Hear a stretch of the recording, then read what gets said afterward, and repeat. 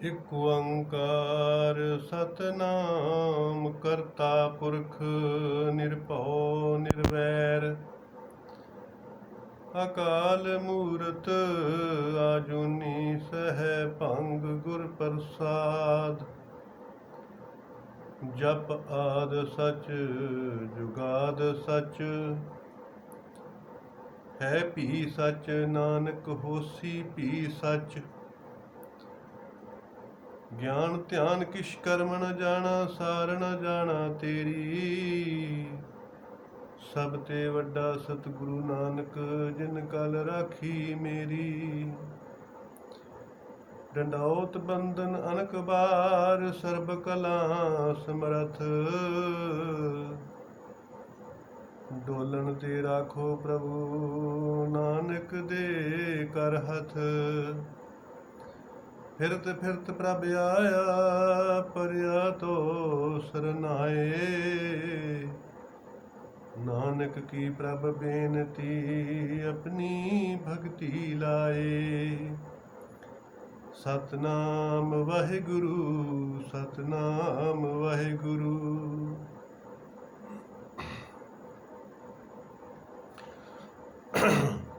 ਸਾਧ ਸੰਗਤ, ਅਕਾਲ ਪੁਰਖ ਵਾਹਿਗੁਰੂ ਪਰਮਾਤਮਾ ਜੀ ਨੇ ਦਇਆ ਕਰਕੇ ਮਨੁੱਖਾ ਦੇ ਦਿੱਤੀ ਹੈ ਔਰ ਇਸ ਸੰਸਾਰ ਦੇ ਵਿੱਚ ਪਰਮਾਤਮਾ ਦੀ ਪ੍ਰਾਪਤੀ ਕਰਨੀ ਹੈ, ਸੰਸਾਰ ਦੀ ਨਿਵਰਤੀ ਕਰਨੀ। ਇਹੋ ਹੀ ਕਾਰਜ ਨੂੰ ਪੂਰਾ ਕਰਨ ਵਾਸਤੇ ਪਰਮੇਸ਼ਰ ਪਰਮਾਤਮਾ ਜੀ ਨੇ ਇਸ ਜੀਵ ਨੂੰ ਮਾਤ ਲੋਕ ਦੇ ਵਿੱਚ ਭੇਜਿਆ ਤੇ ਉਹ ਪਰਮੇਸ਼ਰ ਪਰਮਾਤਮਾ ਜੀ ਗੁਰੂਆਂ ਦੇ ਰੂਪ ਦੇ ਵਿੱਚ ਉਪਦੇਸ਼ ਦਿੰਦੇ ਨੇ। ਇਕ ਓੰਕਾਰ ਸਤਿਗੁਰ ਪ੍ਰਸਾਦ। ਪਾਦੋਂ ਪਰਮ ਪੁਲਾਣੀਆਂ ਦੂਜੇ ਲੱਗਾ ਹੇਤ।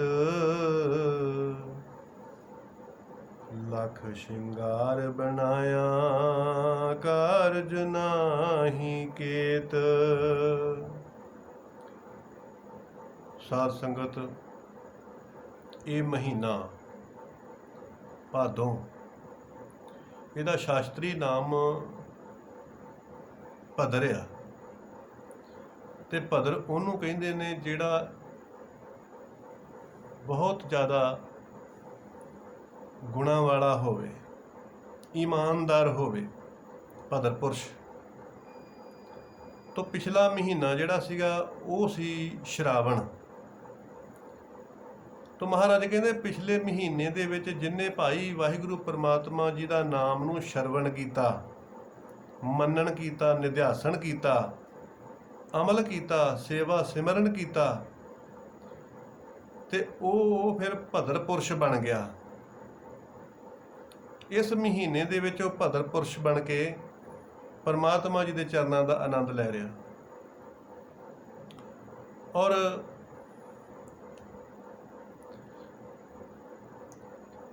ਇਹਦਾ ਦੂਸਰਾ ਨਾਮ ਭਾਦੋਂ। ਤੋਂ ਭਾਦੋਂ ਦਾ ਮਹੀਨੇ ਦੇ ਵਿੱਚ ਇਹ ਭਰਮ ਪੈ ਜਾਂਦਾ ਜੀਵ ਨੂੰ ਕਿ ਕਦੀ ਤੇ ਮੀਂਹ ਆ ਗਿਆ, ਕਦੀ ਧੁੱਪ ਲੱਗ ਗਈ, ਕਦੀ ਬੱਦਲ ਹੋ ਗਿਆ, ਕਦੀ ਠੰਡੀ ਹਵਾ ਆ ਗਈ, ਕਦੀ ਹੁਮਸ ਲੱਗ ਗਿਆ। ਪਤਾ ਹੀ ਨਹੀਂ ਲੱਗਦਾ ਕਿਹੜੇ ਵੇਲੇ ਮੌਸਮ ਬਦਲ ਜਾਂਦਾ। ਤੋਂ ਇਹੋ ਹੀ ਮਹਾਰਾਜ ਕਹਿੰਦੇ ਨੇ ਕਿ ਜਿਹੜਾ ਭਰਮ ਆ, ਭਾਦੋਂ ਭਰਮ ਭੁਲਾਣੀਆਂ, ਇਹ ਜਿਹੜਾ ਭਰਮ ਹੁੰਦਾ ਵਾ ਇਹ ਜੀਵ ਨੂੰ ਭੁਲਾਣੀਆਂ ਭੁਲਾ ਦਿੰਦਾ, ਮਰਿਆਦਾ ਭੁਲਾ ਦਿੰਦਾ, ਗੁਰੂ ਦੀਆਂ ਸਿੱਖਿਆਵਾਂ ਭੁਲਾ ਦਿੰਦਾ। ਰਸਤੇ ਦੇ ਵਿੱਚ ਜਾਂਦਾ ਹੋਵੇ, ਰਸਤੇ ਦੇ ਵਿੱਚ ਬਿੱਲੀ ਰਸਤਾ ਕੱਟ ਜਾਏ ਤੇ ਕਈ ਵਾਰੀ ਜੀਵ ਰੁਕ ਜਾਂਦਾ, ਰੁਕ ਕੇ ਭਰਮ ਕਰਦਾ ਔਰ ਭਰਮ ਕਰਨ ਤੋਂ ਬਾਅਦ ਫਿਰ ਉਹ ਸੋਚਦਾ ਜੇ ਉੱਤੋਂ ਦੀ ਲੰਘ ਗਿਆ ਤੇ ਕੋਈ ਨੁਕਸਾਨ ਨਾ ਹੋ ਜਾਵੇ, ਫਿਰ ਭੈ ਹੋ ਜਾਂਦਾ। ਪਹਿਲੋਂ ਭਰਮ ਫਿਰ ਭੈ ਤੇ ਭੈ ਤੋਂ ਮਗਰੋਂ ਫਿਰ ਦੁੱਖ ਮਿਲਦਾ। ਇਸ ਕਰਕੇ ਮਹਾਰਾਜ ਕਹਿੰਦੇ ਨੇ ਕਿ ਭਾਈ ਜਿਹੜਾ ਵਾਹਿਗੁਰੂ ਪ੍ਰਮਾਤਮਾ ਜੀ ਦਾ ਗਿਆਨ ਛੱਡ ਕੇ ਤੇ ਦੁਰਗੁਣਾਂ ਦੇ ਨਾਲ ਹਿੱਤ ਕਰਦਾ, ਵਹਿਮ ਦੇ ਨਾਲ ਹਿੱਤ ਕਰਦਾ, ਭੈ ਦੇ ਨਾਲ ਹਿੱਤ ਕਰਦਾ, ਮਾਇਆਵੀ ਤਾਕਤ ਨਾਲ ਹਿੱਤ ਕਰਦਾ, ਉਹ ਸਦਾ ਹੀ ਦੁਖੀ ਹੁੰਦਾ, ਉਹ ਭਰਮਦਾ ਹੀ ਰਹਿੰਦਾ, ਗਿਆਨ ਤੋਂ ਦੂਰ ਆ, ਸੁੱਖ ਤੋਂ ਦੂਰ ਆ। ਤੋ ਇਸੇ ਕਰਕੇ ਹੀ ਮਹਾਰਾਜ ਇਸਤਰੀ ਨੂੰ ਵੀ ਉਪਦੇਸ਼ ਕਰਦੇ ਆ ਕਿ ਜਿਹੜੀ ਇਸਤਰੀ ਪਤੀ ਨੂੰ ਛੱਡ ਕੇ ਤੇ ਪਰਾਏ ਪੁਰਸ਼ ਦੇ ਨਾਲ ਹਿੱਤ ਕਰਦੀ ਆ, ਮਹਾਰਾਜ ਕਹਿੰਦੇ ਉਹ ਵੀ ਭਰਮ ਦੇ ਵਿੱਚ ਆ, ਕਿਉਂਕਿ ਦੂਸਰੇ ਦੀ ਥਾਲੀ ਦੇ ਵਿੱਚ ਲੱਡੂ ਮੋਟਾ ਲੱਗਦਾ। ਜੀਵ ਨੂੰ ਲੱਗਦਾ ਕਿ ਸ਼ਾਇਦ ਦੂਸਰੇ ਦੇ ਤਨ ਤੋਂ, ਦੂਸਰੇ ਦੇ ਧਨ ਤੋਂ, ਪਰਾਏ ਤਨ ਤੋਂ, ਪਰਾਏ ਧਨ ਤੋਂ ਸੁੱਖ ਜ਼ਿਆਦਾ ਮਿਲਣਾ। ਫਿਰ ਇਹ ਇੱਕ ਨਰਕਾਂ ਨੂੰ ਲਿਜਾਣ ਵਾਲਾ ਵਿਚਾਰ ਹੁੰਦਾ। ਤੋ ਇਸੇ ਕਰਕੇ ਮਹਾਰਾਜ ਕਹਿੰਦੇ ਨੇ ਕਿ ਭਾਈ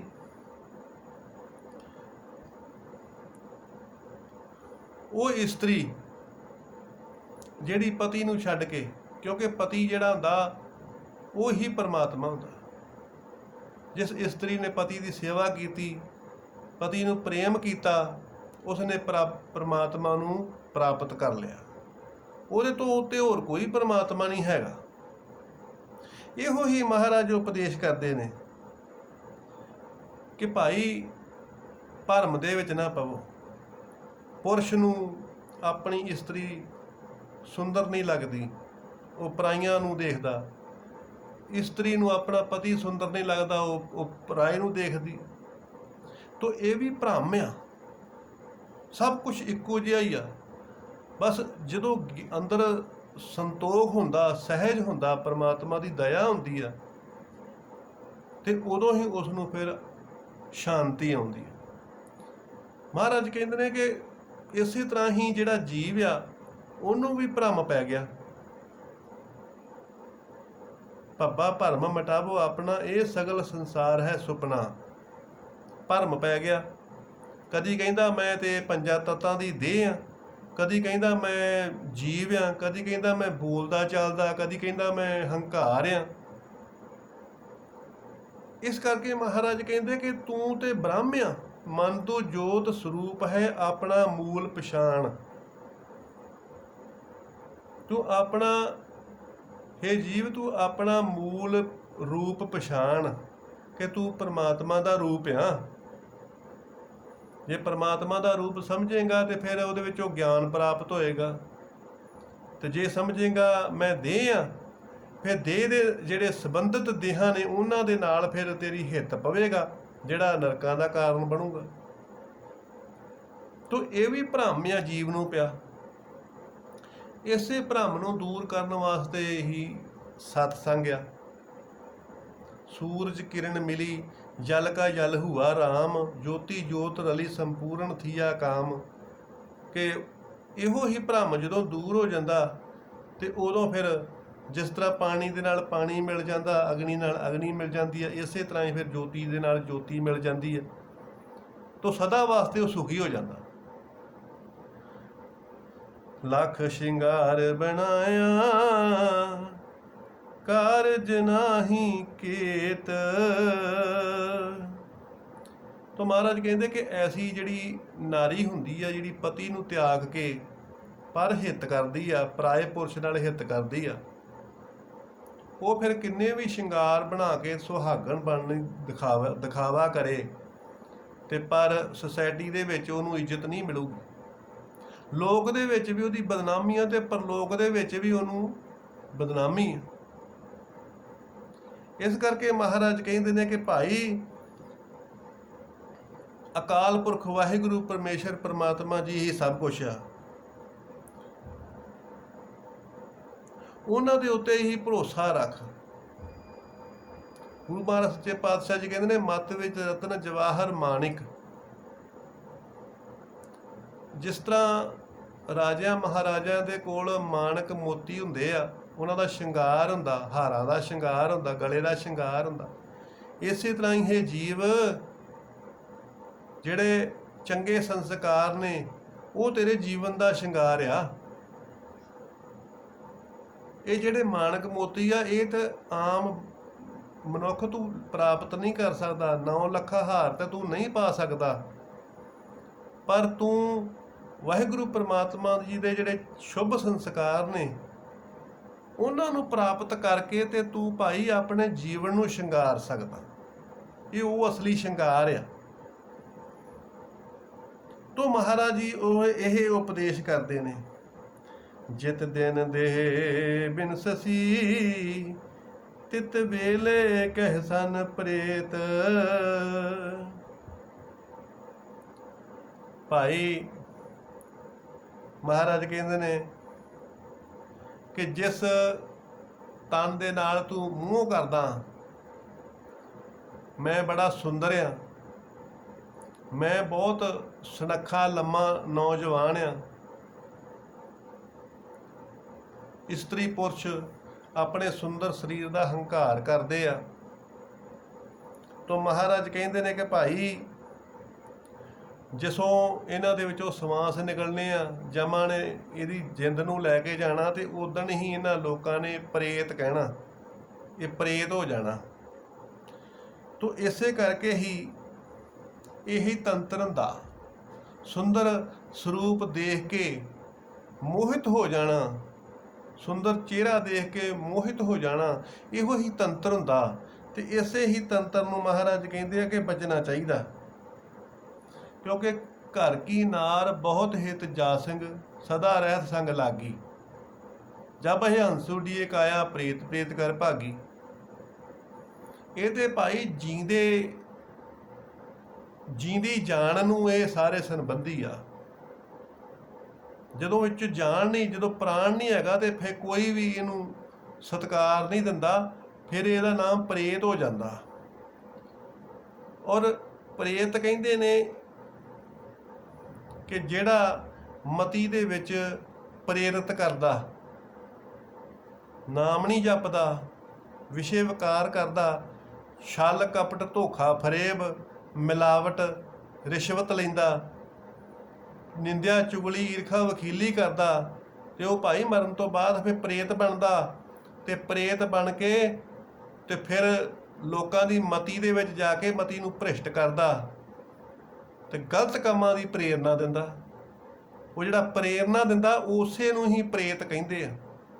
ਤੋਂ ਮਹਾਰਾਜ ਕਹਿੰਦੇ ਆ ਕਿ ਭਾਈ ਵਾਹਿਗੁਰੂ ਪਰਮੇਸ਼ਰ ਪ੍ਰਮਾਤਮਾ ਜੀ ਦੀ ਸੇਵਾ ਕਰ, ਇਸ ਦੇਹੀ ਦਾ ਹੰਕਾਰ ਨਾ ਕਰ।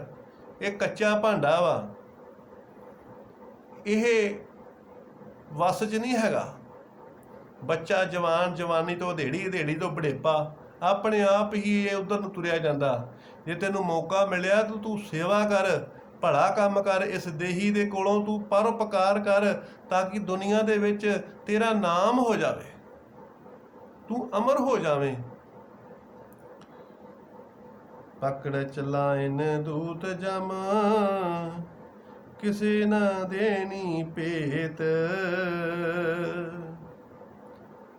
ਤੋਂ ਮਹਾਰਾਜ ਕਹਿੰਦੇ ਨੇ ਕਿ ਭਾਈ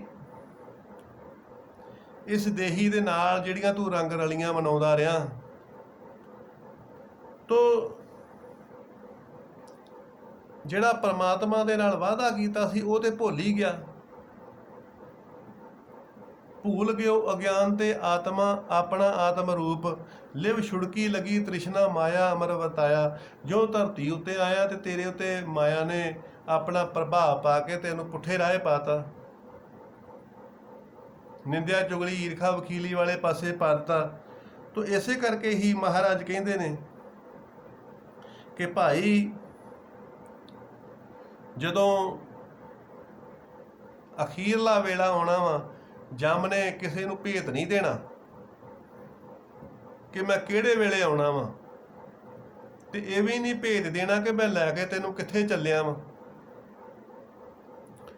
ਇਸ ਕਰਕੇ ਇੱਥੇ ਜਿਹੜਾ ਥੋੜਾ ਸਮਾਂ ਮਿਲਿਆ ਉਸ ਸਮੇਂ ਦਾ ਭਾਈ ਸਦ ਉਪਯੋਗ ਕਰਨਾ ਚਾਹੀਦਾ, ਕਿਉਂਕਿ ਹਮ ਆਦਮੀ ਹੈ ਏਕਦਮੀ, ਮੋਲਤ ਮੋਲ ਨਾ ਜਾਣ। ਤੋ ਇਹ ਜਿਹੜਾ ਇੱਥੇ ਸੰਸਾਰ ਆ, ਇਹ ਬਾਜ਼ਾਰ ਇੱਥੇ ਰਹਿ ਜਾਣਾ, ਤੇ ਤੈਨੂੰ ਜਾਮਣੇ ਲੈ ਕੇ ਤੁਰ ਪੈਣਾ। ਤੋ ਮਹਾਰਾਜ ਕਹਿੰਦੇ ਨੇ ਕਿ ਇਸ ਪੌੜੀ ਤੇ ਜਿਉਨਰ ਚੂਕੀ ਆਈ ਜਾਏ ਦੁੱਖ ਪਹੁੰਚਦਾ। ਜੇ ਮਨੁੱਖਾ ਦੇ ਇੱਕ ਵਾਰੀ ਹੁੰਜ ਗਈ ਤੇ ਫਿਰ ਦੁਬਾਰਾ ਮਨੁੱਖਾ ਦੇ ਹੀ ਪ੍ਰਾਪਤ ਨਹੀਂ ਹੋਣੀ। ਇਸ ਕਰਕੇ ਸੱਚੇ ਪਾਤਸ਼ਾਹ ਜੀ ਦਾ ਨਾਮ ਜਪ, ਸੇਵਾ ਕਰ। ਛੱਡ ਖੜੋਤੇ ਖਿਨੇ ਮਹੈ ਜਿਨ ਸਿਉ ਲੱਗਾ ਹੇਤ।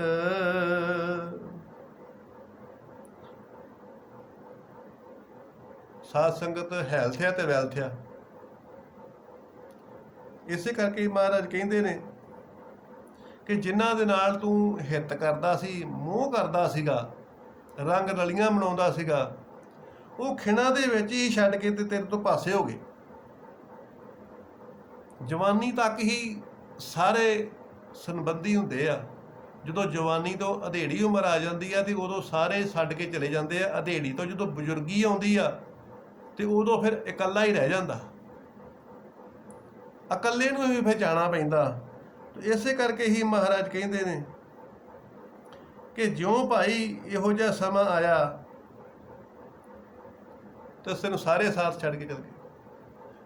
ਲੇਕਿਨ ਮਨੁੱਖ ਤੂੰ ਮੋਹ ਕਰਕੇ, ਇਹਨਾਂ ਸੰਸਾਰੀ ਲੋਕਾਂ ਦੇ ਨਾਲ ਮੋਹ ਕਰਕੇ ਤੂੰ ਕੋਈ ਕਰਮ ਧਰਮ ਵੀ ਨਹੀਂ ਕਰ ਸਕਦਾ। ਜੇ ਕੋਈ ਕਰਮ ਕਰਨਾ, ਕੋਈ ਧਰਮ ਕਰਨਾ, ਕੋਈ ਦਾਨ ਕਰਨਾ, ਕੋਈ ਪੁੰਨ ਕਰਨਾ, ਤੇ ਇਹਨਾਂ ਨੂੰ ਪੁੱਛ ਕੇ, ਇਹਨਾਂ ਨੂੰ ਪੁੱਛਣ ਤੋਂ ਬਗੈਰ ਤੂੰ ਕੋਈ ਵੀ ਕਰਮ ਧਰਮ ਦਾਨ ਪੁੰਨ ਸੇਵਾ ਸਿਮਰਨ ਯਾਤਰਾ ਤੇ ਨਹੀਂ ਜਾ ਸਕਦਾ। ਇਹ ਮੋਹ ਸੀ ਤੇਰਾ। ਤੈਨੂੰ ਲੱਗਦਾ ਸੀ ਇਹ ਮੇਰੇ ਆ, ਇਹ ਮੇਰੇ ਨਾਲ ਆ।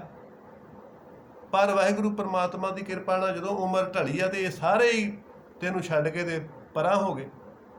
ਹੁਣ ਬੜੇਪੇ ਰੂਪੀ ਲੰਮੇ ਸਫ਼ਰ ਦੇ ਉੱਤੇ ਤੈਨੂੰ ਇਕੱਲੇ ਨੂੰ ਹੀ ਚੱਲਣਾ ਪੈਣਾ।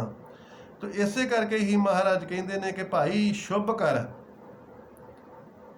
ਜਿਹੜੇ ਜਵਾਨੀ ਦੇ ਵਿੱਚ ਸੇਵਾ ਕਰਨੀ ਆ, ਦਾਨ ਕਰਨਾ, ਪੁੰਨ ਕਰਨਾ, ਪਰਉਪਕਾਰ ਕਰਨੀ ਆ, ਭੁੱਖੇ ਨੂੰ ਰੋਟੀ ਦੇਣੀ ਆ, ਪਿਆਸੇ ਨੂੰ ਪਾਣੀ ਦੇਣਾ, ਨੰਗੇ ਨੂੰ ਕੱਪੜਾ ਦੇਣਾ, ਰੋਗੀ ਨੂੰ ਦਵਾਈ ਦੇਣੀ ਆ, ਇਹੋ ਹੀ ਅੱਗੇ ਚੱਲ ਕੇ ਤੇਰਾ ਇੰਜੋਏ ਹੋਣਾ।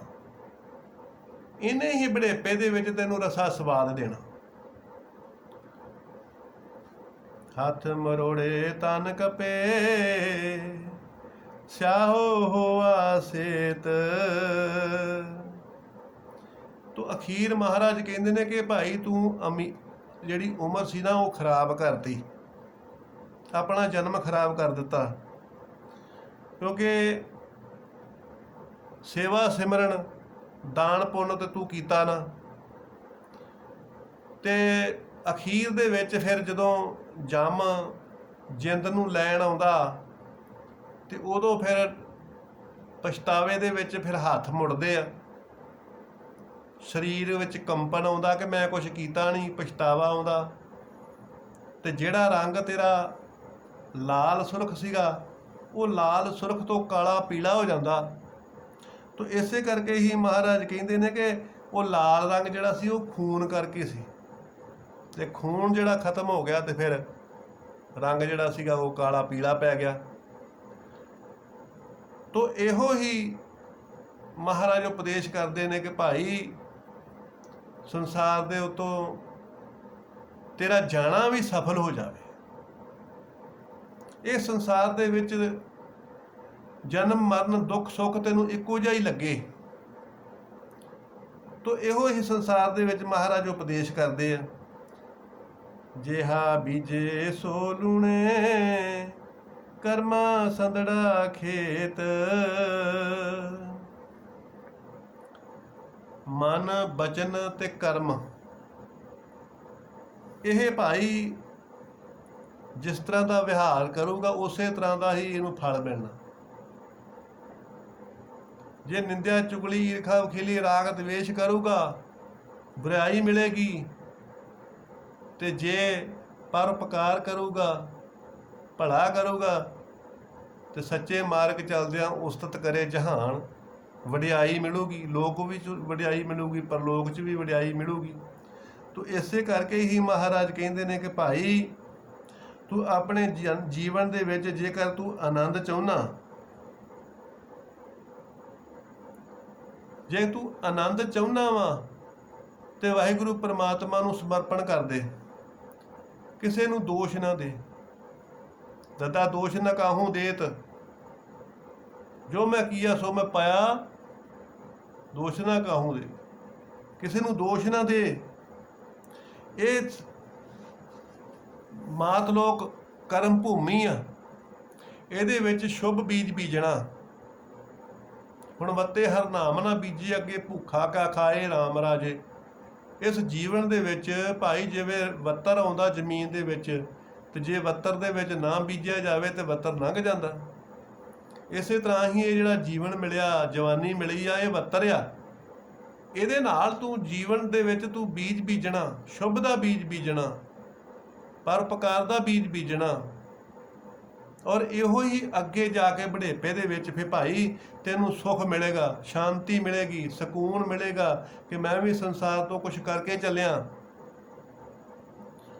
ਤੋ ਇਹੋ ਹੀ ਮਹਾਰਾਜ ਉਪਦੇਸ਼ ਕਰਦੇ ਆ, ਨਾਨਕ ਪ੍ਰਭ ਸਰਨਾਗਤੀ, ਚਰਨ ਬੋਹਿਥ ਪ੍ਰਭ ਦੇਤ।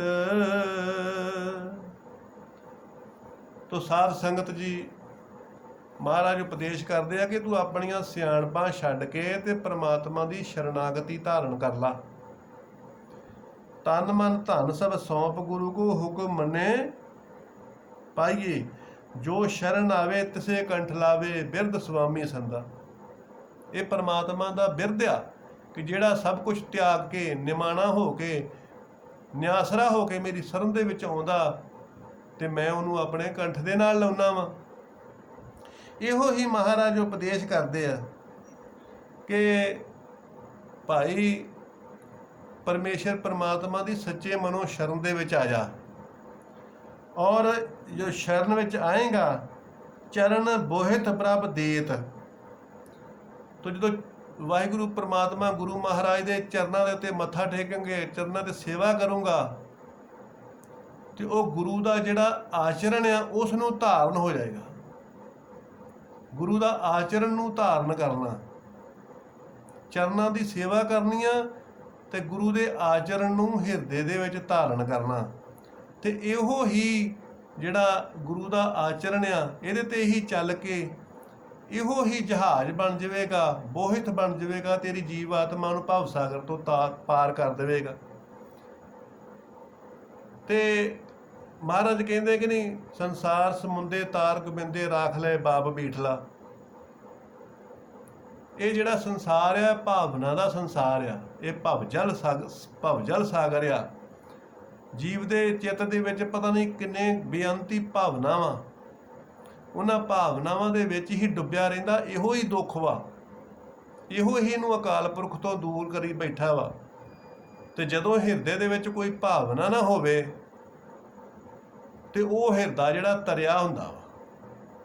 ਭਾਵਨਾ ਜਿਹੜੀਆਂ ਹੁੰਦੀਆਂ ਇਹਨਾਂ ਦੇ ਵਹਿਣ ਦੇ ਵਿੱਚ ਵਹਿ ਜਾਣਾ, ਇਹੋ ਹੀ ਦੁੱਖ ਵਾ, ਇਹੋ ਹੀ ਨਰਕ ਆ, ਇਹਦੇ ਵਿੱਚ ਹੀ ਡੁੱਬਣਾ ਵਾ। ਤੇ ਜਦੋਂ ਫਿਰ ਆਚਰਣ ਸ਼ੁੱਧ ਹੋ ਜਾਂਦਾ ਵਾ ਤੇ ਉਦੋਂ ਭਾਵਨਾਵਾਂ ਜਿਹੜੀਆਂ ਹੈਗੀਆਂ ਸਾਰੀਆਂ ਨਿਵਰਤ ਹੋ ਜਾਂਦੀਆਂ ਤੇ ਜੀਵ ਆਤਮਾ ਜਿਹੜੀ ਹੈਗੀ ਆ ਉਹ ਪ੍ਰਮਾਤਮਾ ਜੀ ਦੇ ਬੋਹਿਤ ਜਹਾਜ਼ ਤੇ ਬੈਠ ਕੇ ਤੇ ਸੰਸਾਰ ਸਮੁੰਦਰ ਤੋਂ ਪਾਰ ਹੋ ਜਾਂਦੀ ਹੈ, ਮੁਕਤ ਹੋ ਜਾਂਦੀ ਆ, ਆਪਣੇ ਨਿੱਜ ਸਰੂਪ ਦੇ ਵਿੱਚ ਪ੍ਰਤਿਸ਼ਠ ਹੋ ਜਾਂਦੀ ਆ। ਜਿੱਥੋਂ ਆਇਆ ਸੀ ਉੱਥੇ ਹੀ ਚਲੇ ਜਾਣਾ। ਇਹੋ ਹੀ ਮਹਾਰਾਜ ਕਹਿੰਦੇ ਕਿ ਜਿਹੜਾ ਜਹਾਜ਼ ਤੇ ਬਹਿ ਕੇ ਜਾਣਾ ਵਾ, ਉਹ ਕਿੱਥੇ ਜਾਣਾ? ਉਹ ਜਿਸ ਤਰ੍ਹਾਂ ਪਹਾੜਾਂ ਤੋਂ ਪਾਣੀ ਰਿੜਦਾ ਰਿੜਦਾ ਸਮੁੰਦਰ ਦੇ ਵਿੱਚ ਜਾਂਦਾ, ਕਿਉਂਕਿ ਸਮੁੰਦਰ ਤੋਂ ਹੀ ਵਿਛੜਿਆ ਸੀ ਤੇ ਸਮੁੰਦਰ ਦੇ ਵਿੱਚ ਜਾ ਕੇ ਹੀ ਉਹਨੇ ਸੁੱਖ ਲਿਆ। ਇਸੇ ਤਰ੍ਹਾਂ ਹੀ ਅੱਗ ਸੂਰਜ ਤੋਂ ਵਿਛੜੀ ਆ ਤੇ ਸੂਰਜ ਦੇ ਵਿੱਚ ਜਾ ਕੇ ਜਦੋਂ ਉਹ ਅੱਗ ਨੂੰ ਬਾਲੀਏ ਤੇ ਸੂਰਜ ਦੇ ਵਿੱਚ ਜਾ ਕੇ ਮਿਲਦੀ ਆ। ਇਸੇ ਤਰ੍ਹਾਂ ਹੀ ਜੀਵ ਆਤਮਾ ਵਾਹਿਗੁਰੂ ਪਰਮਾਤਮਾ ਤੋਂ ਵਿਛੜੀ ਹੋਈ ਆ ਤੇ ਵਾਹਿਗੁਰੂ ਪਰਮਾਤਮਾ ਦੇ ਵਿੱਚ ਜਾ ਕੇ ਹੀ ਇਸ ਨੂੰ ਸ਼ਾਂਤੀ ਆਉਣੀ। ਆਪ ਤੋਂ ਜਾਏ ਚੜੇ ਸਿੰਘਾਸਨ, ਮਿਲੇ ਹੈ ਸਾਰੰਗ ਪਾਣੀ, ਰਾਮ ਕਬੀਰਾ ਏਕ ਭਇ ਕੋਈ ਨਾ ਸਕੇ ਪਛਾਣੀ। ਤੋ ਇਹ ਜੀਵ ਆਤਮਾ ਜਿਹੜੀ ਹੈਗੀ ਪ੍ਰਮਾਤਮਾ ਜੀ ਦੇ ਆਚਰਣ ਰੂਪੀ ਜਹਾਜ਼ ਤੇ ਸਵਾਰ ਹੋ ਕੇ ਤੇ ਆਪਣੇ ਨਿੱਜ ਸਰੂਪ ਦੇ ਵਿੱਚ ਪਹੁੰਚ ਜਾਂਦੀ ਆ ਤੇ ਸਦਾ ਵਾਸਤੇ ਉਹਦਾ ਸਰੂਪ ਹੋ ਜਾਂਦੀ ਹੈ।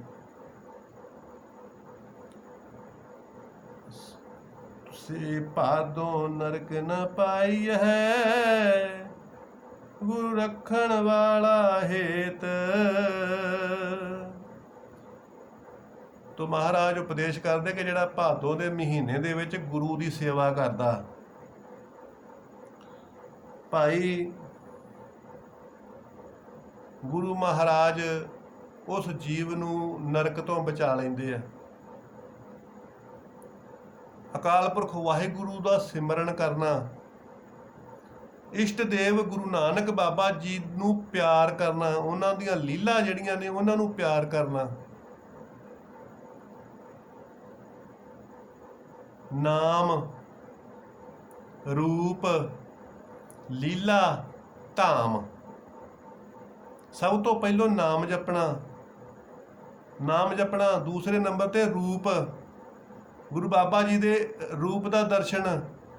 ਤੀਸਰੇ ਨੰਬਰ ਤੇ ਗੁਰੂ ਬਾਬਾ ਜੀ ਦੀ ਜਿਹੜੀਆਂ ਲੀਲਾਵਾਂ ਸੱਚੇ ਸੌਦਾ ਹੋਇਆ, ਇਹ ਲੀਲਾ ਜਿਹੜੀਆਂ ਹੈਗੀਆਂ ਉਹਨਾਂ ਨੂੰ ਪਿਆਰ ਕਰਨਾ। ਔਰ ਚੌਥੇ ਨੰਬਰ ਤੇ ਧਾਮ, ਜਿਹੜਾ ਮਹਾਰਾਜ ਦਾ ਸੱਚਖੰਡ ਆ, ਉਸ ਧਾਮ ਦੇ ਵਿੱਚ ਪ੍ਰਵੇਸ਼ ਕਰ ਜਾਣਾ। ਤੋ ਇਹ ਹੀ ਮਹਾਰਾਜ ਦਾ ਉਪਦੇਸ਼ ਆ ਕਿ ਅਕਾਲ ਪੁਰਖ ਵਾਹਿਗੁਰੂ ਪ੍ਰਮਾਤਮਾ ਜੀ ਦਾ ਨਾਮ ਜਪਣਾ ਤੇ ਗੁਰੂ ਬਾਬਾ ਨਾਨਕ ਜੀ ਦੀਆਂ ਲੀਲਾ ਨੂੰ ਪਿਆਰ ਕਰਨਾ, ਤੇ ਜਿਹੜਾ ਗੁਰੂ ਆ ਉਹਦੀ ਸੰਗਤ ਕਰਨੀ ਆ ਤੇ ਉਹਦੀ ਸੇਵਾ ਕਰਨੀ ਆ। ਤੇ ਫੇਰ ਹੀ ਮਹਾਰਾਜ ਕਹਿੰਦੇ ਨੇ ਕਿ ਭਾਈ ਗੁਰੂ ਜਿਹੜਾ ਹੈਗਾ ਉਹ ਨਰਕਾਂ ਤੋਂ ਬਚਾ ਲੈਂਦਾ। ਗੁਰੂ ਗਿਆਨ ਦਿੰਦਾ ਵਾ, ਗਿਆਨ। ਕੁੰਭੇ ਬੱਧਾ ਜਲ ਰਹੇ, ਜਲ ਬਿਨਾ ਕੁੰਭ ਨਾ ਹੋਏ, ਗਿਆਨ ਕਾ ਬੱਧਾ ਮੰਨ ਰਹੇ, ਗੁਰੂ ਬਿਨਾ ਗਿਆਨ ਨਾ ਹੋਏ। ਘਰਾਂ ਦੇ ਵਿੱਚ, ਪਰਿਵਾਰਾਂ ਦੇ ਵਿੱਚ, ਪਤੀ ਪਤਨੀ ਦੇ ਵਿੱਚ ਵਾਦ ਹੋਣਾ ਚਾਹੀਦਾ। ਪਤੀ ਨੇ ਪ੍ਰਸ਼ਨ ਕੀਤਾ ਪਤਨੀ ਉੱਤਰ ਦੇਵੇ, ਪਤਨੀ ਨੇ ਪ੍ਰਸ਼ਨ ਕੀਤਾ ਪਤੀ ਉੱਤਰ ਦੇਵੇ, ਸ਼ਾਂਤੀ ਦੇ ਨਾਲ। ਇਹਨੂੰ ਕਹਿੰਦੇ ਨੇ ਵਾਦ ਤੇ ਸੰਵਾਦ। ਇਹਨੂੰ ਕਹਿੰਦੇ ਨੇ ਵਾਦ ਤੇ ਸੰਵਾਦ। ਵਾਦ ਕਹਿੰਦੇ ਨੇ ਪ੍ਰਸ਼ਨ ਕਰਨਾ।